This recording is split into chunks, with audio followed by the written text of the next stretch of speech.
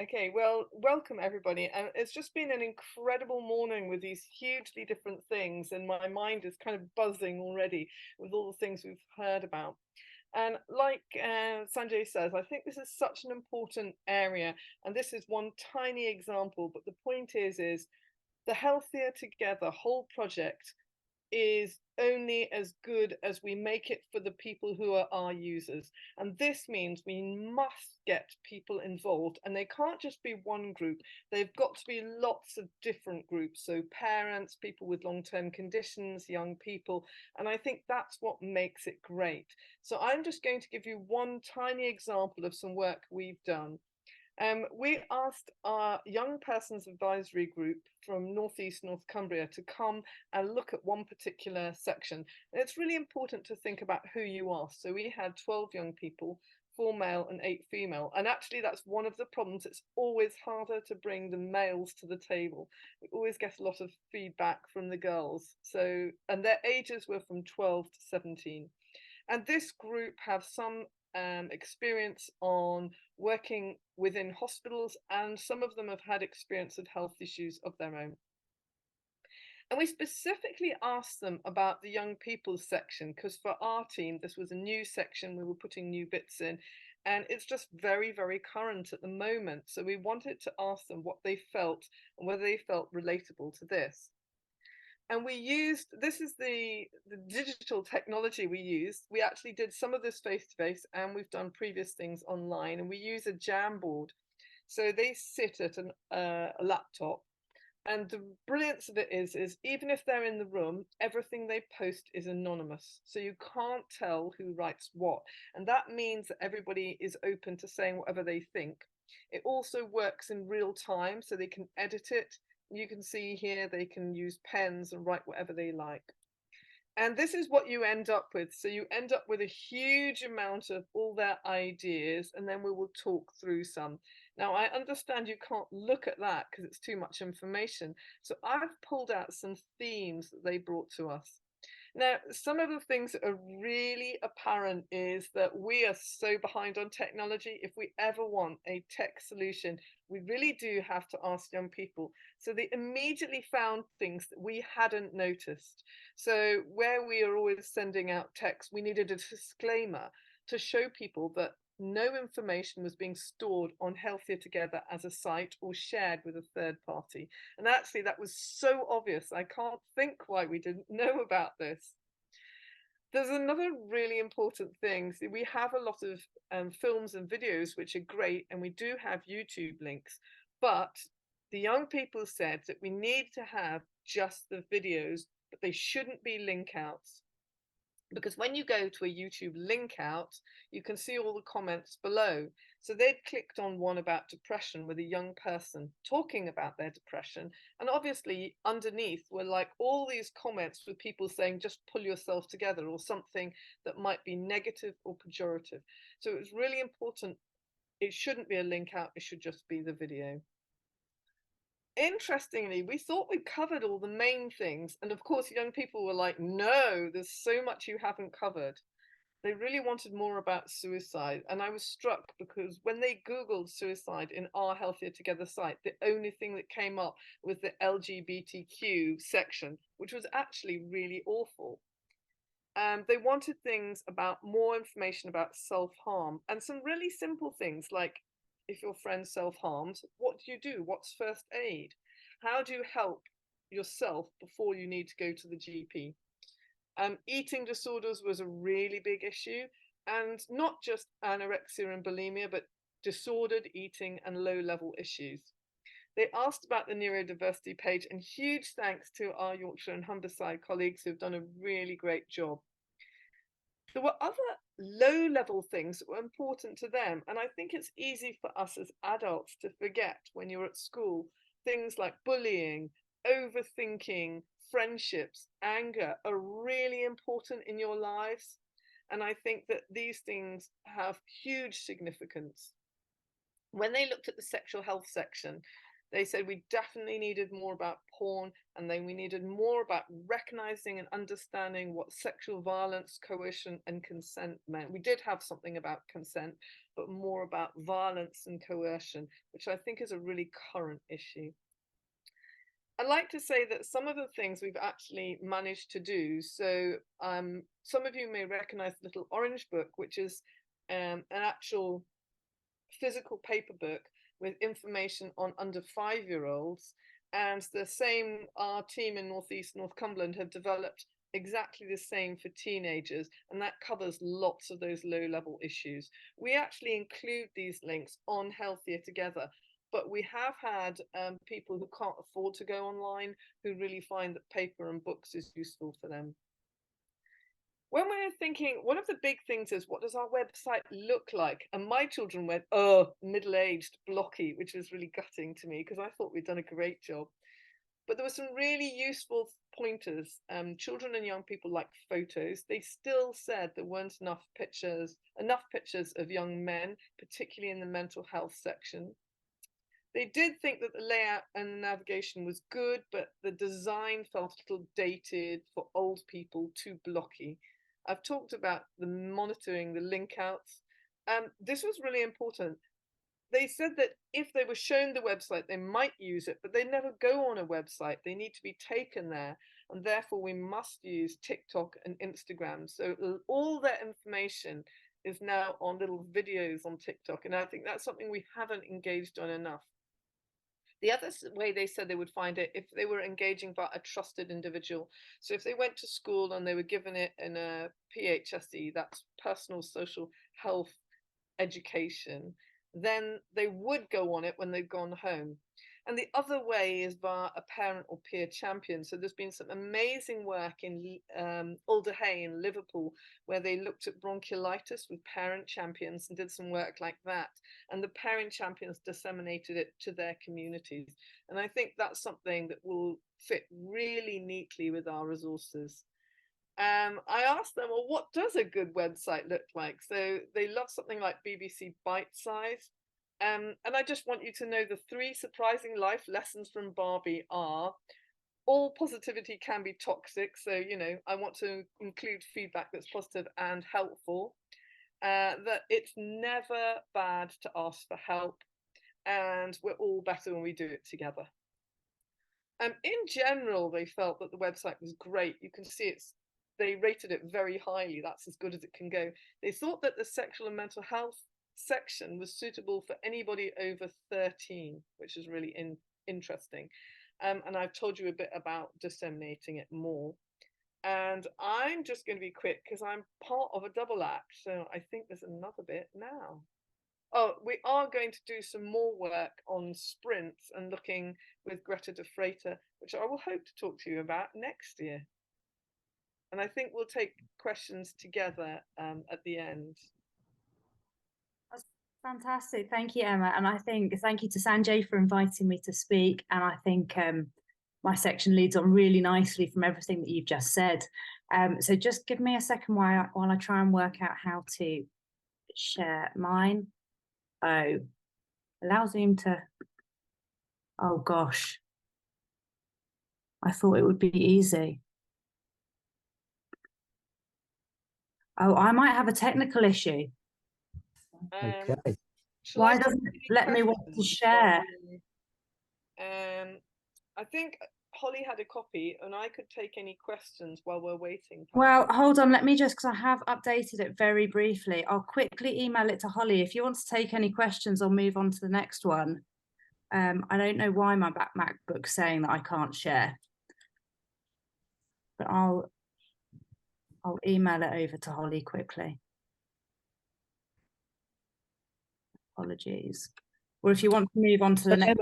Whilst we're waiting for Nicole to, for us to sort out the IT, you mentioned that males getting young men to engage in these young people's activities challenging. I mean, almost the $1 million question. And we all know that we need to co-design stuff, that we essentially need young people to help produce and check these resources. How do we do that? What are the challenges and what are the enablers? Yeah, It's a really good question, and I think it's important that we should think about Healthier Together like a research project that needs continuous PPI, patient participation and involvement of all different groups. And that works when it works for both us and the people involved. So an example is with our Young People's Advisory Group, we give them a whole lot of information about. So a lot of them come and join the group if they want to do something to do with healthcare. So they want a bit of experience. And this was really important in lockdown.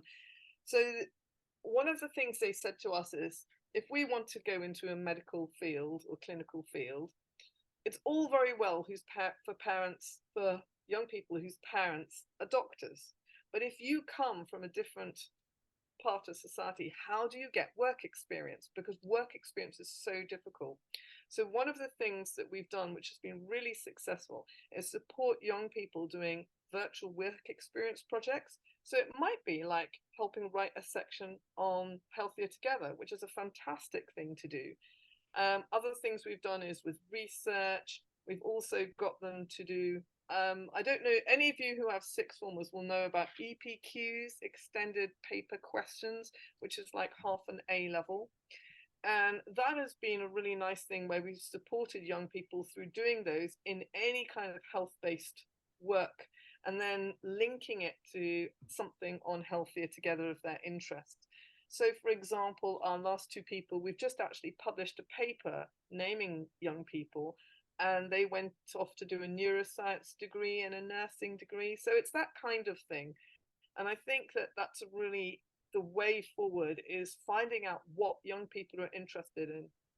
Are you up yet, Nicole? Another really funny one was, So just going back to that point, actually, I mean, I think this is something we really find challenging with co-design. How do you get a representative group then? You know, we can all go to our children's hospital and get some children with diabetes or CF or polycystic kidney disease to be on these groups.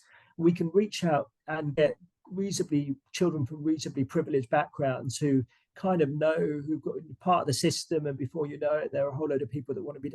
How do you get the people that we really want to reach, ones that might, you know, face issues with drugs, alcohol? You know, I'm not saying that that's to certain groups of young people, but so, what's the innovative magic there?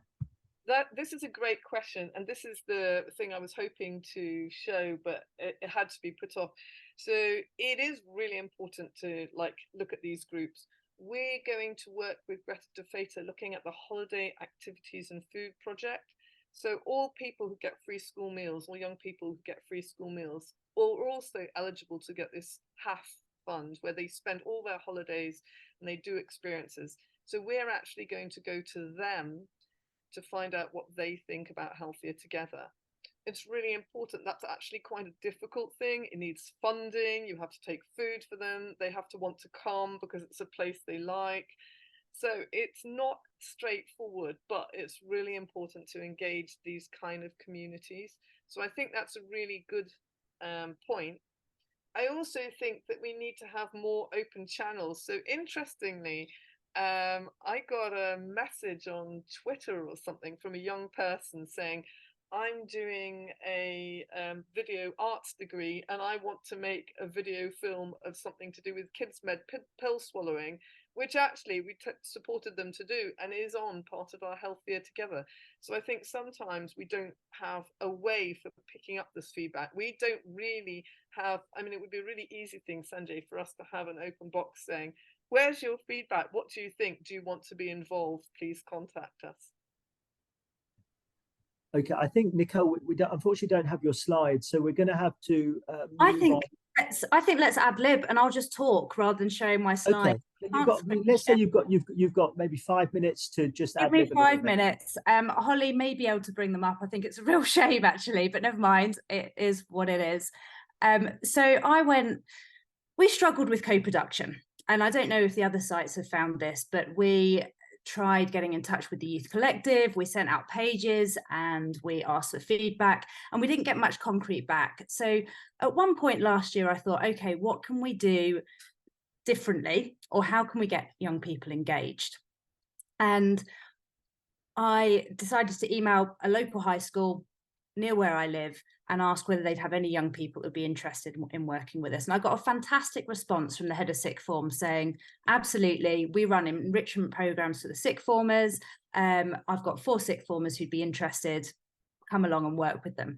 And that's what I did. And I went in each morning, every Monday morning, and I spent 45 minutes with them before school for a term.